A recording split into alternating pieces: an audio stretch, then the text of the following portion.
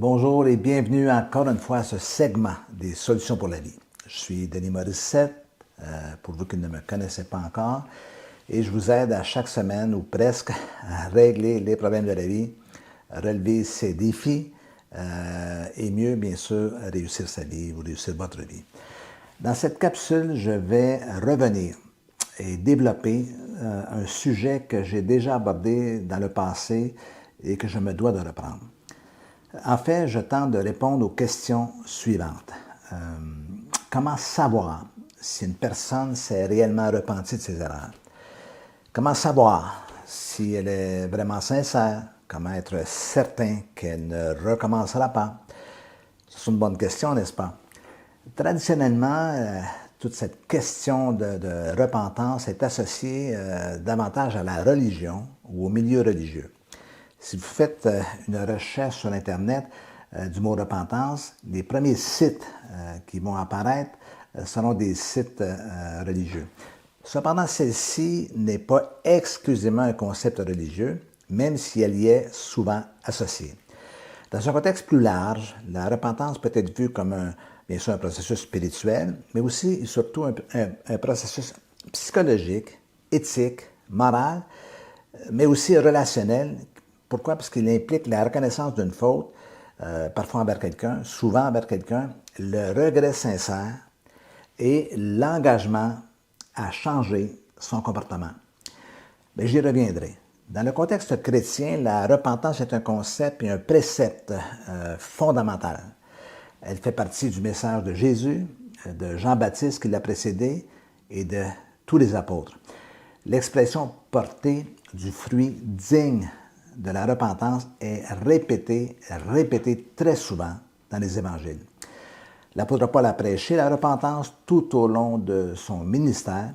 Elle constitue une condition essentielle de la conversion chrétienne, du salut, et est une nécessité incontournable à la transformation de tout croyant. Mais mon intention n'est pas de faire une étude biblique ou théologique de la repentance, mais de comprendre les fruits de celle-ci. Quand assistons-nous à quelque chose de vrai, de véritablement profond chez une personne qui se repent de ses actions? Je pense en particulier à ces épouses, parfois des maris bien sûr, trompés à répétition, dont les maris reviennent tout penauds en disant « Je te promets, je ne recommencerai plus », comme de vrais ados. La vraie repentance doit se démontrer par des actions et des gestes plus que par des paroles. Elle va au-delà des excuses et du « je suis désolé ». Mais il y a plus encore, ce que vous devez savoir. Il existe des gens entêtés qui refusent de reconnaître leur tort et de s'amender. Il y a des menteurs qui affirment être désolés alors qu'ils ne le sont pas, et des hypocrites qui font croire qu'ils sont désolés et qui ne le sont pas du tout. Comment démêler tout cela? Comment s'y retrouver devant ceux qui semblent sincères malgré le fait que nous demeurons un peu sceptiques et perplexes? Pour vous aider à mieux comprendre et vous rassurer, je vous propose une petite stratégie appelée les 5 R. Les 5 R de la repentance. Le premier R, c'est reconnaissance. La première étape de la repentance consiste à reconnaître et admettre ses fautes ou ses péchés. Cela implique une prise de conscience honnête de ses actions et de leur impact négatif, soit sur soi-même ou sur les autres. Mais nous vivons à une époque où les personnes en tort ont beaucoup de difficultés à les reconnaître. Personne n'est jamais coupable de quoi que ce soit. Ils cherchent à blâmer soit le passé, leurs parents, leur famille, peu importe. Or, on ne peut régler ce qu'on ne reconnaît pas. Un alcoolique ou un toxicomane, peu importe la forme d'addiction ou de problème, ne peut entreprendre une démarche vers la libération, vers la sobriété, tant aussi longtemps que cette personne ne reconnaît pas qu'elle a un problème. D'ailleurs, la première étape du programme des 12 étapes des alcooliques anonymes, que j'ai abondamment développé dans ce livre en particulier, là, qui s'appelle Libre, enfin libre, j'en reparle dans quelques instants, nous avons admis, le texte mentionne, nous avons admis dans la première étape que nous étions impuissants devant notre condition et que nous avions perdu la maîtrise de notre vie. Les personnes à la base de la création des 12 étapes l'avaient compris pour eux-mêmes. Ils avaient saisi cette notion, cette vérité profonde, bien simple, de reconnaître la réalité de la présence d'un problème avant de pouvoir le résoudre.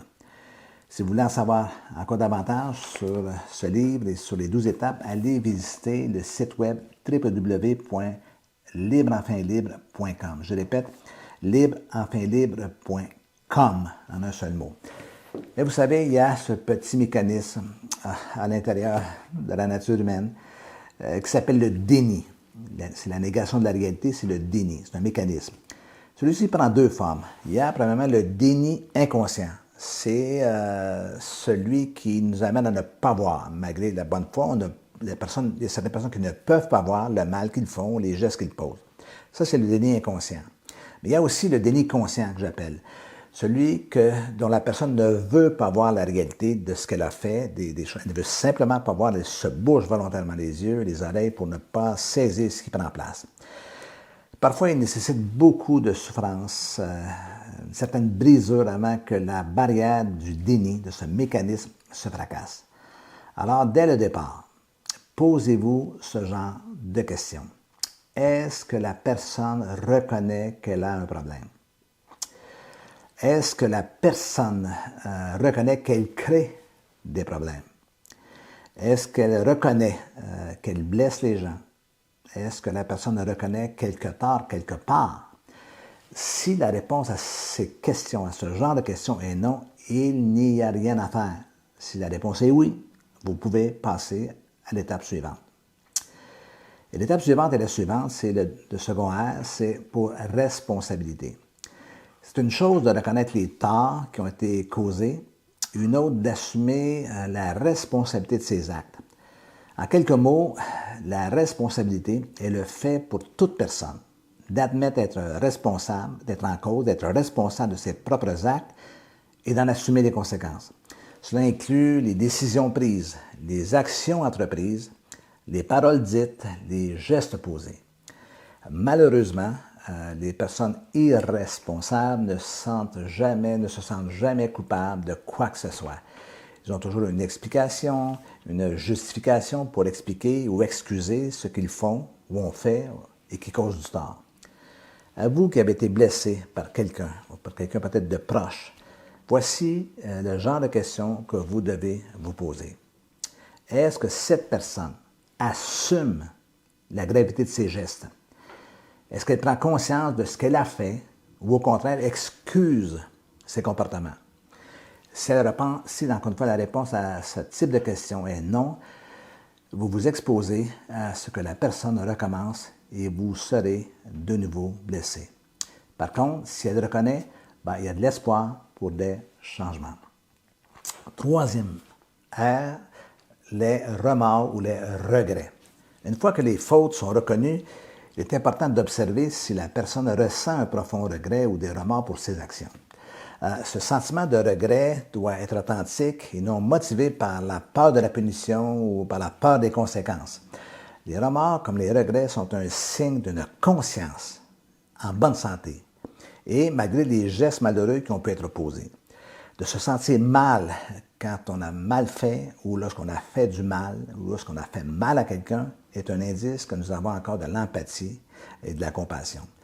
Au contraire, lorsque quelqu'un ne vit pas de regret ou n'exprime pas de remords, c'est une révélation, une démonstration de son fonctionnement intérieur qui est déficient.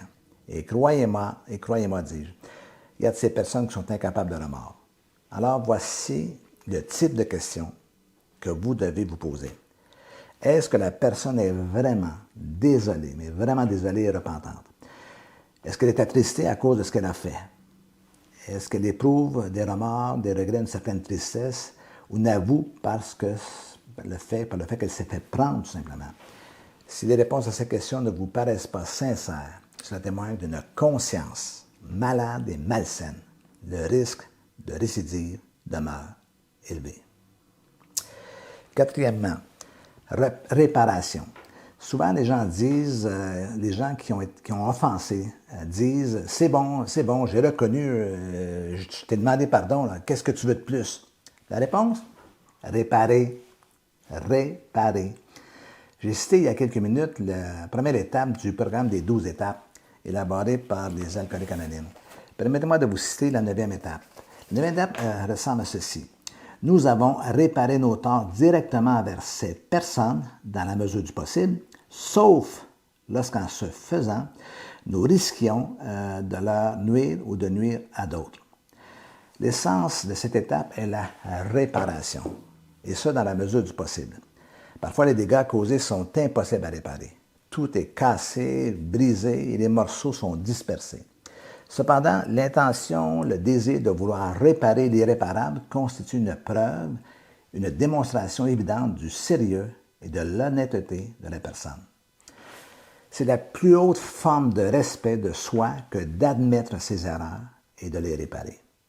Est-ce que la personne fait un effort sincère pour reconnaître ses torts et désire les réparer? Est-ce qu'elle pose des gestes concrets pour tenter de rétablir, de dédommager quand cela est humainement possible? Est-ce qu'elle semble désireuse et décidée à rebâtir des ponts en vue d'une réconciliation éventuelle ou d'une amélioration des relations? Si ce n'est pas le cas, la personne n'est pas sincère et sa repentance est superficielle. Elle n'a sûrement pas compris qu'il n'est jamais trop tard pour réparer les choses. Même le plus petit acte de réparation peut guérir une blessure. Et enfin, cinquièmement, le dernier R, la répétition. Ce cinquième R met l'emphase sur les risques de répétition ou d'éviter les risques de répétition. Si la personne a scrupuleusement et honnêtement expérimenté et mis en pratique les 4 premiers R, reconnaissance, responsabilité, remords et regrets, et enfin réparation, elle a fait de grands pas, des pas énormes. Le test final met en place des mesures de protection pour éviter la répétition des gestes et la récidive. L'esprit est bien disposé, vous le savez, mais la chair, elle est faible.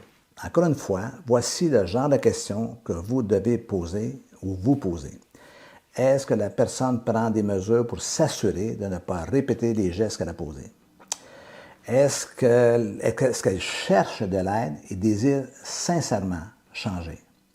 Par exemple, dans le cas d'un adultère, est-ce qu'elle est prête à rompre et à prendre des distances face à la personne avec qui il ou elle a eu une aventure extraconjugale? Est-ce qu'elle s'assure et vous rassure quant aux mesures qu'elle prend pour éviter de retomber? Est-ce qu'elle se positionne pour être redevable à vous, vous êtes redevable, ou redevable à quelqu'un de fiable, de confiance?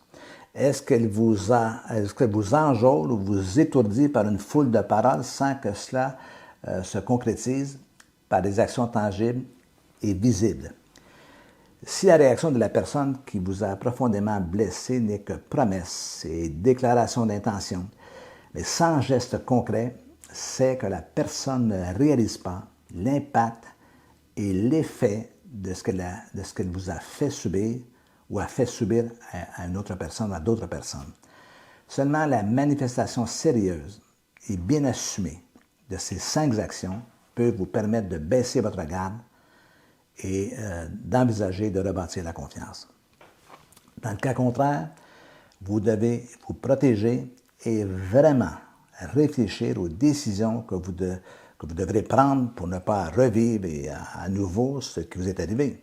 Pour cela, je vous encourage à prier résolument à cet effet et demander à Dieu de vous donner tout le courage dont vous aurez besoin. Je termine avec cette dernière histoire. La conversion de Zachée dans Luc chapitre 19. Une des histoires que j'aime le plus dans les Saintes Écritures. Elle n'apparaît qu'une seule fois dans l'Évangile de Luc, une seule fois dans les Évangiles, donc dans l'Évangile de Luc, et constitue un exemple éloquent, frappant de la transformation d'une personne. Zachée, cet homme, ce publicain, a passé sa vie à exploiter et à abuser des gens tout autour de lui, les plus pauvres. Alors, suite à une simple rencontre avec Jésus, je passe rapidement sur l'histoire, voici ce que fut sa réaction. « Voici, Seigneur, je donne aux pauvres la moitié de mes biens. Et si je fais tort de quelque chose à quelqu'un, je lui rends le quadruple. En réaction à cette réponse, ou à sa réponse, Jésus a confirmé qu'il s'était vraiment passé quelque chose dans la vie et dans le cœur de cet homme. Wow, il vient de se passer quelque chose.